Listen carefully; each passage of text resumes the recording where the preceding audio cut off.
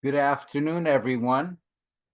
We are together for our Erev Shabbat Friday afternoon. Henry and Lisa Manoucheri Parsha Shiur. This week, Rabbi Akiva Zweig will be discussing Parshas Sh'mini. The topics will be our highest privilege and living beyond time and space, plus Yom HaZikaron and Yom HaSho'ah. This month of classes is sponsored Le'ilui Nishmat, for the elevation of the soul of Leah Bat Avraham, Lizzie Galsky, beloved mother, wife, and friend. Her light left a void that will be missed by all that knew her. This week's class is sponsored in the merit of a refuah shalem, a complete healing, for Yisroel ben Rochel, Meir ben Ruth, Chaim Yitzhak ben Chaya Bracha, and Yidel ben Rachel. May they all have a great healing, and may the entire Jewish people be comforted through our adversity and in the merit of our learning. Thank you, Rabbi Zweig. Without further ado, Parshas Sh'mini. Thank you so much, Aaron Yehuda. Hope everybody is well and somewhat recovered from post-Pesach matzah syndrome and any other difficulties. I would like to thank Aaron Yehuda, as always, for hosting us and doing such a terrific job with the introduction and guiding us through comments and questions, etc. And I chose to talk about Yom HaSho'ah and Yom HaZikaron for a couple of different reasons, primarily because I would like to point out what I think the Torah does by celebrating the most auspicious day of Jewish history, which seems to be not the day of the receiving of the Torah, but the day of the erecting and inauguration of the Mishkan, with the Kohanim, the tabernacle. And we're going to talk about that. And I would like to draw a little bit of a contrast there.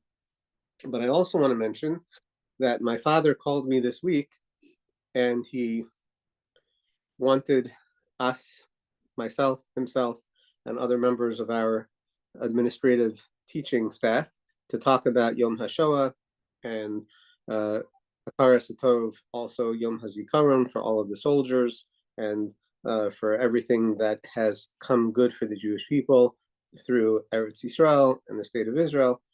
And so I wanted to make mention, first of all, that that is very much my father's philosophy, that as Jews, we are 100% obligated to have Hakaras Hatov, which is recognition of good.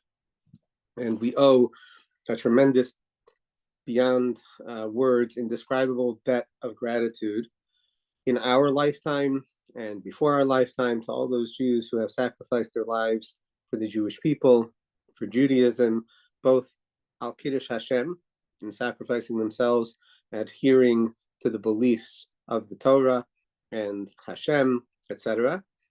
I don't love the word belief, but we'll just use it now. And of course, for those people who have put their lives on the line in defense of the Jewish people across the world, in Eretz Yisrael. And we do, by the way, weekly in the yeshiva, say the Mishaberach for the Chayolim. Now, the reason I want to point that out is not only because I want to share with everybody what the philosophy is, but also because the principle of constantly having appreciation is very reality forming and is very grounding.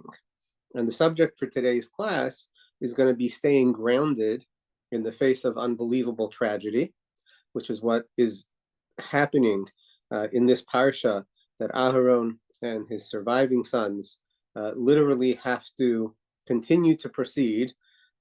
Colloquially, we say the show must go on, and it's just unbelievable that that is the case, that they go ahead and proceed with the day of the inauguration of the tabernacle and all of its services as if nothing happened, which is just astonishing by itself. They just lost two of the greatest Jews to ever live, their brothers, in Aaron's case, two of his sons. And it's just incredible how we need to learn something from this about how to stay grounded in the face of horrific tragedy. That's really where I want to enter into the discussion today, also in terms of Yom HaZikaron and Yom HaSho'ah. It's very important that we be very mindful of the tragic realities that have brought about the history of the Jewish people and the current occupation of Eretz Yisrael. And God willing, it's the beginning of the Mashiach era, but we have to be continuously mindful of the tragedies that have happened and are happening today in order for us to be able to live there, in order for us to be able to have some freedom and some feeling of security in the world in a practical sense. Now, related to all of this is that there are people that suffer tremendous individual tragedies. I have a very dear, close friend who this weekend probably will be giving birth to a child that will probably not make it. And it's a horrible, horrible event for any couple to live through. Baruch Hashem, they do have other children, but even the question of how do you tell other children that the baby's not coming home after they know that, you know, they have a sibling to be born.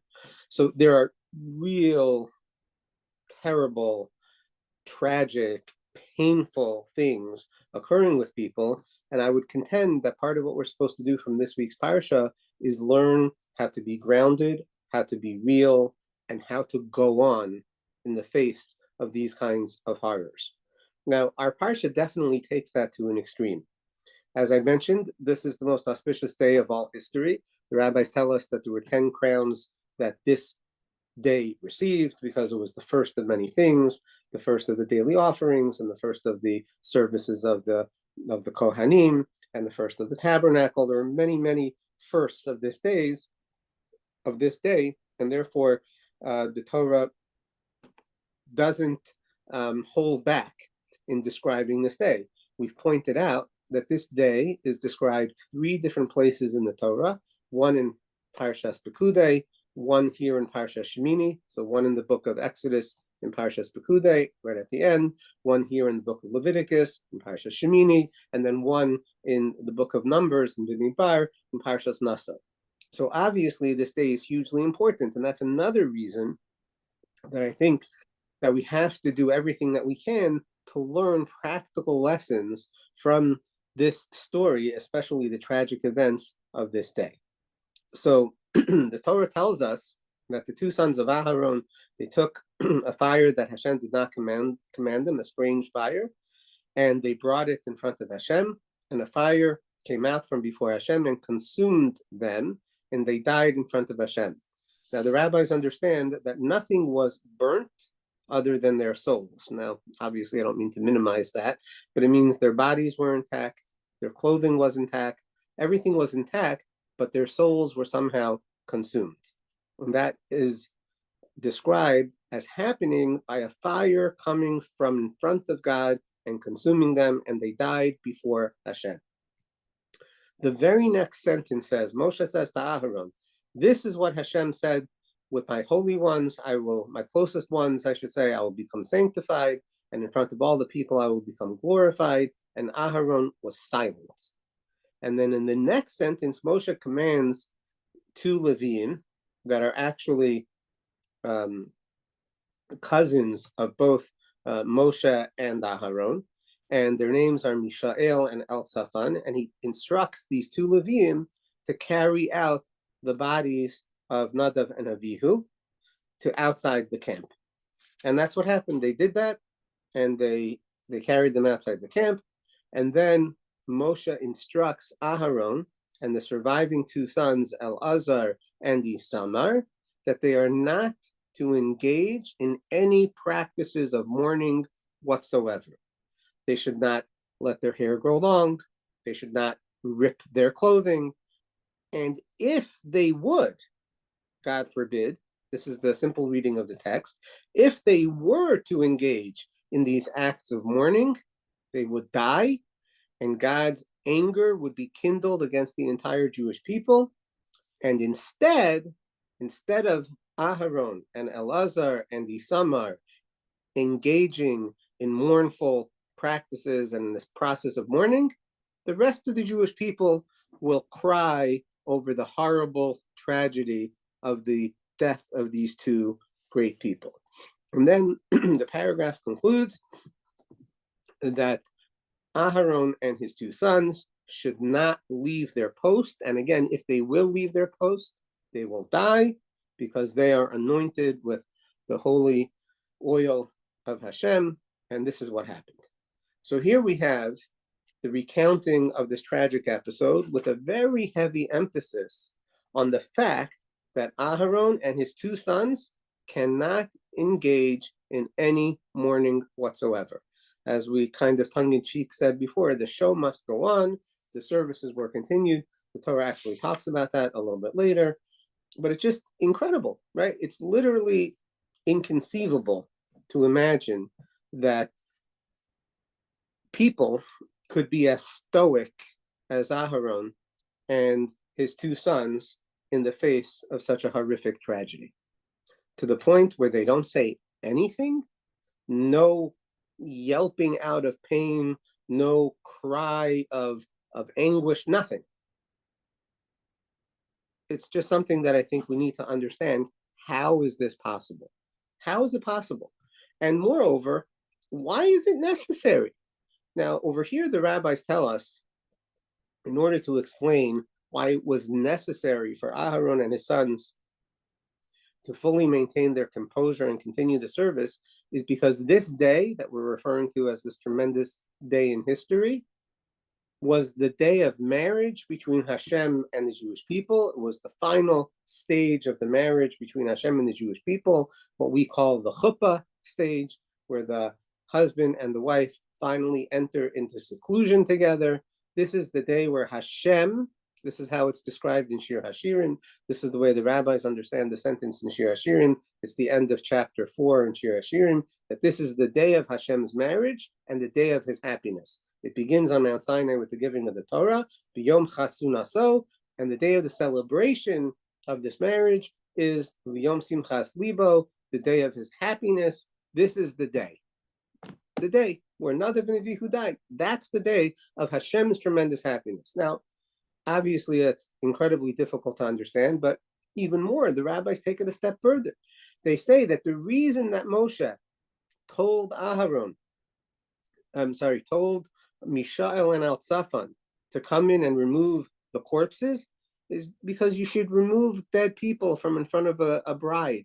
You know, it shouldn't stir the joy of the wedding. So you have to move the bodies so that the celebration can continue. It's just baffling that this is what's happening. This is what's happening on this auspicious day. Okay, we understand on some level, obviously, Nadav and Avihu must have deserved to die. And we don't understand fully why. Okay, but it happens on the day of the marriage with Hashem. And, on Wednesday, we spoke about what does it mean that it happens, this tragedy with the closest ones of Hashem. Okay, but today I'm not coming to discuss that. I'm just coming to discuss how it could be that it could continue to be so happy. Like we're just making pretend like this didn't happen.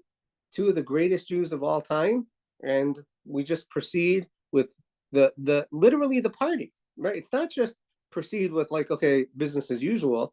It's with a celebration. It's the day of the happiness of Hashem, and that's what we're not supposed to interrupt. And I mentioned to you one comment that says, to remove the corpses from in front of the bride. And by the way, the bride is seemingly the Jewish people. And then a later comment that Rashi says is, you cannot be mourning because you're not allowed to stir or to disturb the happiness of Hashem. And therefore, Aharon and Elazar and Isamar, they have to continue their services so as to not disturb the happiness of Hashem. It's just so difficult to understand. I don't think I even need to articulate more questions about it. So what I'd like to suggest, and it's a very important concept in dealing with hard things, bad things all the time. Bad things happen to good people. And I want to suggest that there are two steps that we need to really deeply understand. Step number one is that the purpose of life is not what we experience in it, but who we become. The purpose of life is not that we should get to experience all the things on our bucket lists, right? Or every conceivable interest that we have should be fulfilled. No, it's actually to develop ourselves to become the creature that Hashem intended us to become. So very typically and commonly, we focus on fulfilling our purpose. And most of the time, we think fulfilling our purpose means what we do or the impact that we create. But the most important impact that we create is the impact on ourselves, our self-development, who we shape ourselves into becoming. And one of the ways that we know this is because Shlomo HaMelech in Koheles, and we've spoken about this before, says that the same thing that happens to the righteous people happens to the wicked people. And one of the examples that the rabbis explain on that sentence in Ecclesiastes is that Korach and his followers, they went to bring an offering as part of a machlokas, as part of a major fight that was occurring in the Jewish people. And they all got burnt to a crisp. Nadav and Avihu, they were going without fighting, simply to bring something to Hashem, and they also got burnt. So we see that the same thing that happens to the wicked people, to Korach and his following, his congregation, also happens to righteous people, to Nadav and Avihu. That's what the Midrash actually says over here in Vayikra. And obviously the question is, why is that true? Why is it true that bad things happen to good people? And our answer is, even though we don't know the particulars of why, we know that it's purposeful, and the purpose is to shape the people who are experiencing the tragedy themselves, or the family and the community surrounding those people. It's shaping them in some way, and that's the most important element of life. That's stage one. But stage number two, and I think this is so amazing, it's literally so amazing, is that there is an aspect of what the Torah teaches us about Judaism that approaches the supernatural on a daily basis. And that's called connecting with Hashem in the Holy Temple. Now, in our own Shemona Esrei, every day we're supposed to be directing our thoughts in our prayer service. We're supposed to be directing our thoughts to that sanctuary, to that holy space, which is the place of the Holy Temple, and really to the inner chambers where the Ark, the Holy Ark is, because we Jewish people have an access to a space that is the heavens, that is another dimension. And the portal between this world and that world, that's the Holy Temple. And that's explicitly said in the Torah, when the Torah says that Yaakov awakens from his dream, and he says, this is the gateway to heaven. This is the gateway to heaven. That means that in that meditative, spiritual encounter with Hashem, a human being is able to live beyond this dimension. And I believe that that's exactly what the Torah is telling us is the norm of the Kohen Gadol, of the high priest. That's the norm. But it was also the reality of Elazar and Isamar on this inauguration day. And you can see Nachmanides, if you want, who says that on inauguration day, the two regular Kohanim, Elazar and Isamar, had a status like an anointed Kohen Gadol. That's why the Torah emphasizes over here that they're anointed. So on this day, on this incredible day, the level of the relationship that's being achieved between Aaron and his two sons, and ergo, in some way by the rest of the Jewish people, on this marriage day with Hashem, we are no longer living only in this three-dimensional world. We're living on a plane and in a space where even tragedy can somehow make sense. Even a tragedy that we can't comprehend can somehow be reconciled. Now, I'm not pretending to know how, We have some clues to it in the Parsha. But that's not the important thing. The important thing is to understand that Hashem gives us access to a relationship with him that allows us to be transported to a space that is beyond this world. That's what I'm calling our highest calling, living beyond time and space. Now, one of the places where this is basically explicitly said, my father has quoted it many times, it's the commentary of the Zohar, that on Yom Kippur, when the Kohen Gadol, the high priest, enters the Holy of Holies, the Torah says no man is in the tent of meeting. And the Zohar says, what do you mean? The Kohen Gadol is there. He says, even the Kohen Gadol is not there when he enters. In other words, he's entering a different dimension. So he's not there in the way that we normally think of it. He's in a different space. And that is what this most auspicious of all days is coming to teach us. We Jewish people have an access to living beyond time and space. Now, I can only tell you that this family that I know that is experiencing this horrible, literally, event that is upcoming, they're somehow dealing with it with tremendous equanimity, and they're somehow living with the understanding that for whatever reason, they were gifted a soul that is not meant to live long term. And they are approaching it with tremendous care and sensitivity to each other, of course, to this child, to do everything that they possibly can to make the right decisions on every level. To me, they're kind of living in a different dimension.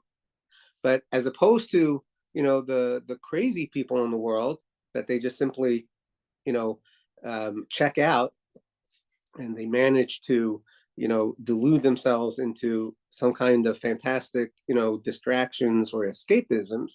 Here we have people that are completely grounded in understanding what is happening, dealing with every practical issue that's arising, everything, which I'm not going to get into, and with such an incredible level of spirituality and growth, it's something astonishing to me. It really is.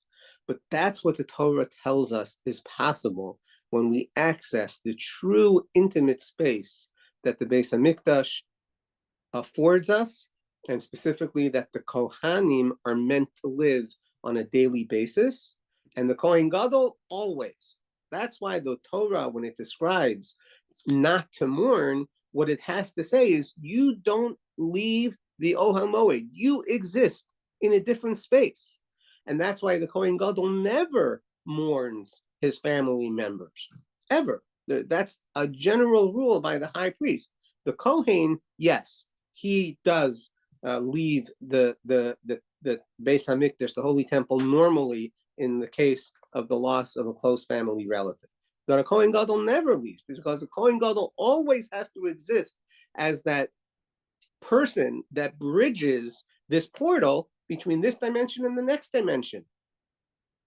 But on the inauguration day, on this day, that is the day of the collective Jewish people's marriage with Hashem, that is a day where we, as a whole, are able to continue to celebrate in the face of great tragedy, because we are actually living on a different plane of existence.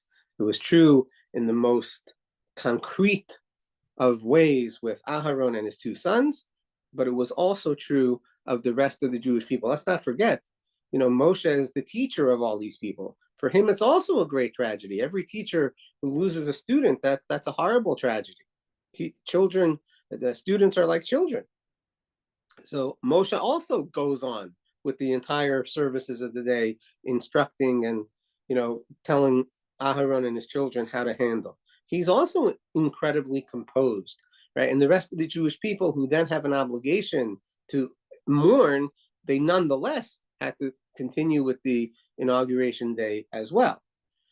So I think that the practical lesson for us is that as Jews, we are gifted this tremendous ability to actually live on a different plane of existence. And the way that that happens is through holiness.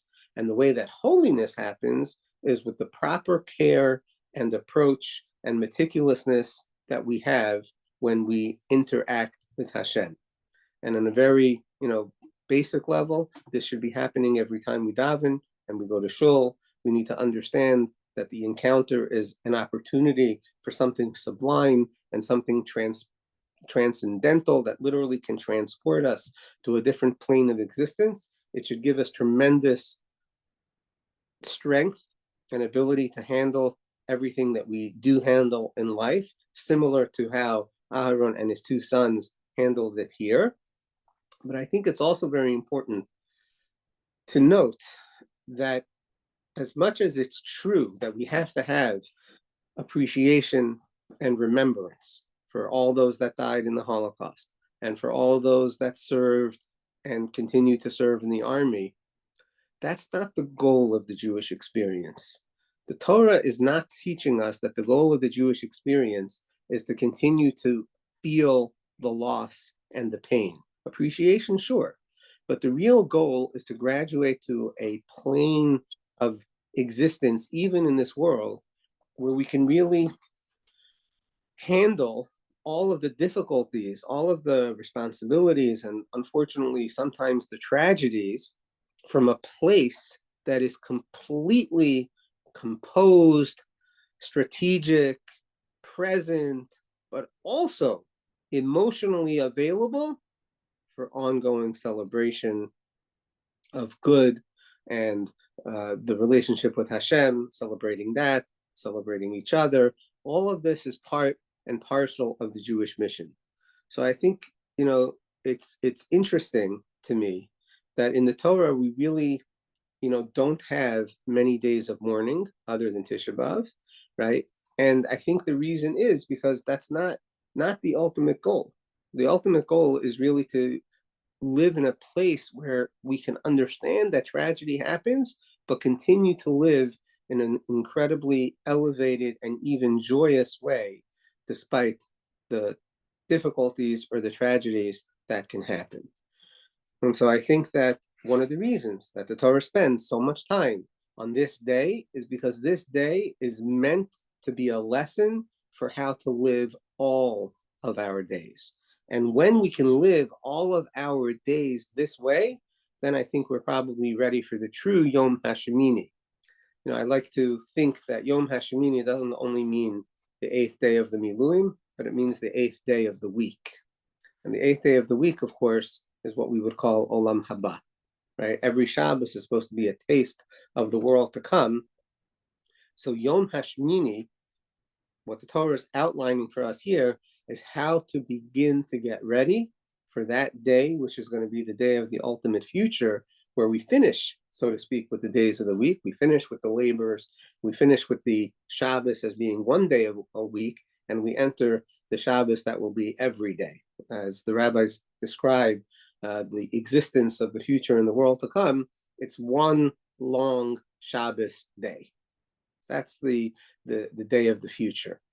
And I think that hopefully this helps us to, understand that it's not that a person has to become self-contradicting or just make pretend that things don't happen. It's because there is a purpose for everything. And because we are meant to self-develop, and because God really is involved in everything that happens in the world, both good and bad, that we understand that it ultimately will, on some level, be reconciled. It's possible to truly be present in the tragedy, but nonetheless continue with the celebration. Any questions or comments? I just want to point out briefly that Rabbi Nakdiman made a comment about Thank you. Aaron not eating on Rosh Chodesh.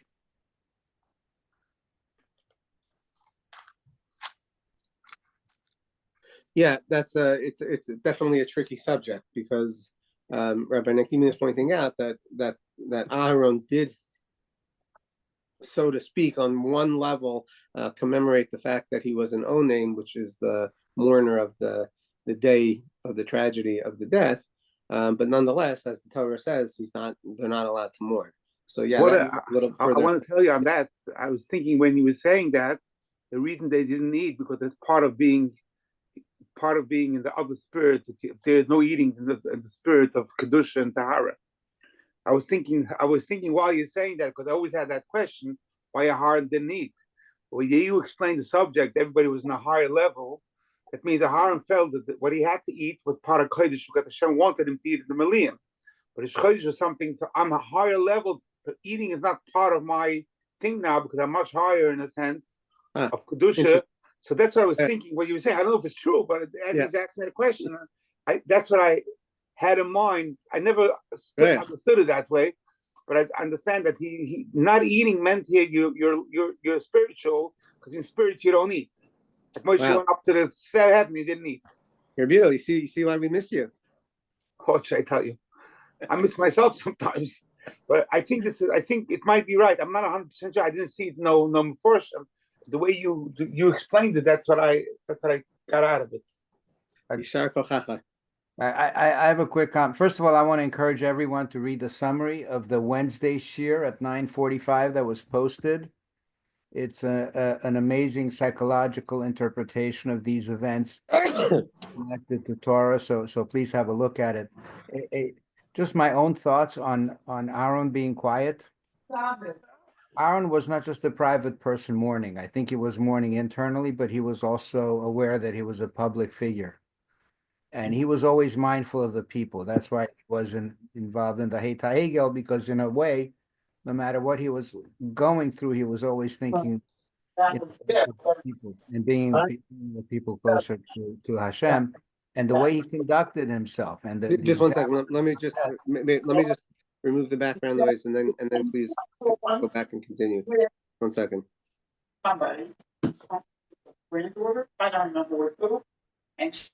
Yeah. Yes. Please unmute yourself, Yehuda. So there were two things. Number one, I think that he was mindful of how he conducted himself on this day, because you don't want to make a scene and take away from the occasion and the joy of the people if you're a leader.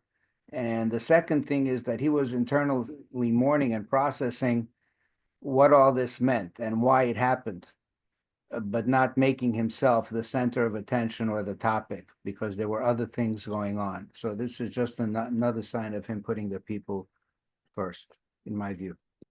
Interesting. Yishar Kochacha. Yes, I hear that. We have Dr. Horowitz, and then hi Henry. Is it okay if Dr. Horowitz goes? And then perfect. Okay, hi. I just wanted to bring up something that when the rabbi was starting to talking about the situation in Israel, and it seemed very similar that, people who are out there fighting to purify our land, of people who are defiling our people and so forth, is very similar to the reaction to if something happens to somebody in their platoon.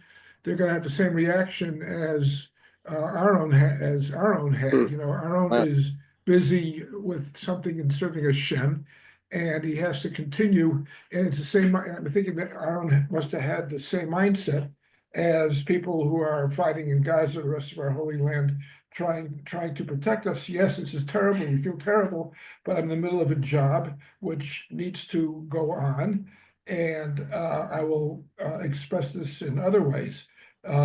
Just a similarity hit me. And then I wanted just to bring up to the company here, I was at a Shiur yesterday afternoon, where they pointed out the similarity in terms for when the fire comes down to eat the sacrifices, and then a few pasukim later to attack the Nadav and Avihu. Vayetze Eish Mifnei Hashem Vatochal. And the comment is that somehow the way these sacrifices eating up, the Shekhinah came down, somehow we felt very present. Somehow the death of Nadav and Avihu made the Shekhinah feel very more present also. It had that, besides the tragic effects, it had that effect also. Yeah, excellent. Really, really great points. That first point, I think, if I understand you correctly, is that when a person is very focused and intent on their God-given mission, that gives them a sort of fortitude to continue on. Well, they have to. Beyond fortitude. Yeah.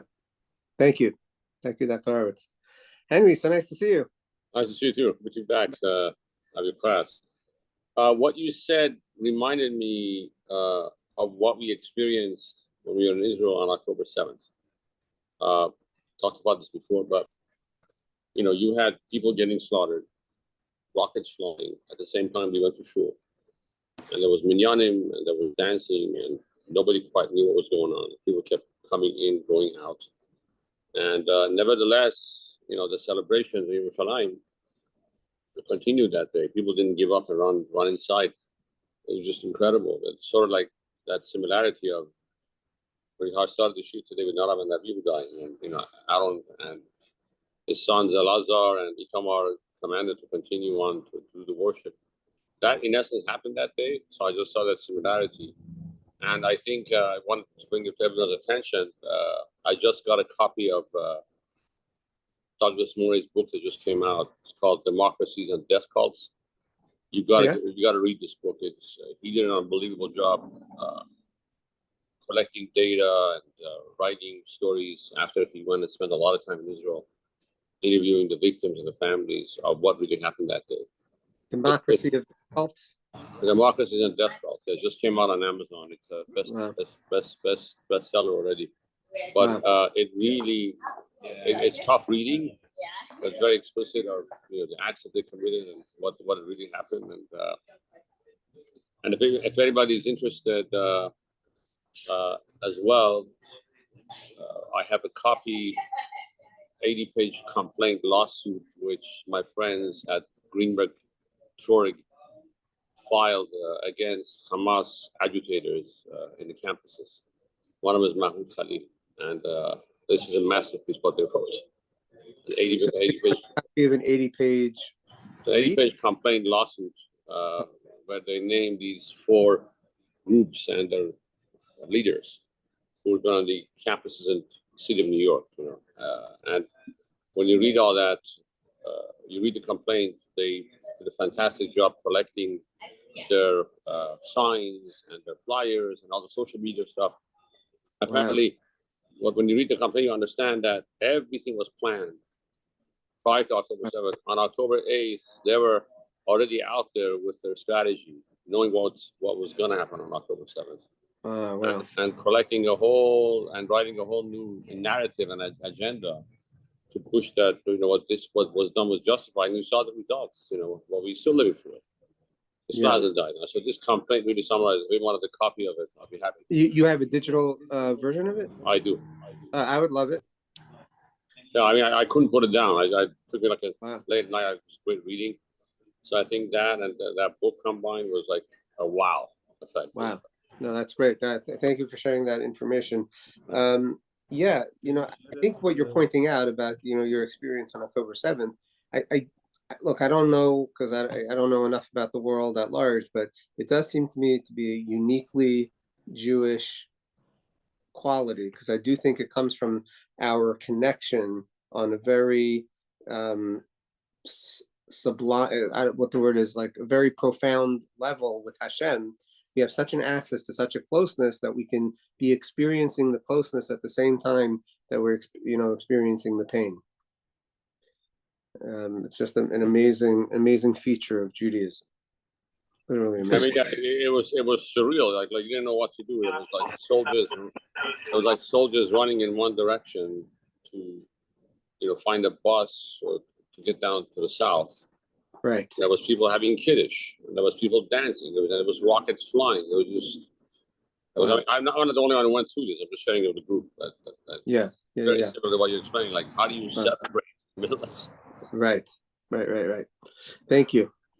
Awesome. Thank you. I would love to Rabbi.